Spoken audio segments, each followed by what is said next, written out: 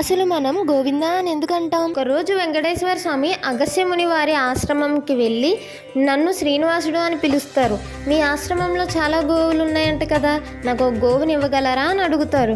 అందుకు ఆ ముని, గోవుని ఇవ్వడానికి నాకు ఎటువంటి అభ్యంతరం లేదు, కానీ వేదాల ప్రకారం ధర్మపత్ని లేనిదే గోధర్మం చేయరాదు అని అంటారు, కాబట్టి మీరు మీ భార్యను తీసుకొని రండి అంటాడు. అలానే అని చెప్పి వెంకటేశ్వర స్వామి వెనక్కి వెళ్ళిపోతారు. సతీమణి పద్మావతితో మళ్ళీ వస్తారు, కానీ ముని ఆశ్రమంలో ఉండరు. తన శిష్యులు ఉంటారు. శ్రీనివాసులు ఇలా అంటారు, మీ గురువు గారు గోవునిస్తానని మాటిచ్చారు, అతను నన్ను నా సతీమణితో రమ్మన్నారు, ఇదిగో నా భార్య పద్మావతి. శిష్యులు మా గురువు గారు లేనిదే గోవు ఇవ్వడం కుదరదు అని అంటారు. దానితో వెంకటేశ్వర స్వామి కోపంతో తన కొండ వైపు గబగబా వెళ్ళిపోతారు. కొద్దిసేపట్లోనే వచ్చిన ఆ ముని, ఆ విషయం తెలుసుకున్న ఆ ముని గోవుని తీసుకొని వెంటనే వెంకటేశ్వర స్వామి వెనకాల, స్వామి గోవు ఇందా అంటాడు. గోవు అంటే ఆవు, ఇందా అంటే ఇదిగో అని అర్థం, అందుకే గోవింద అంటాం.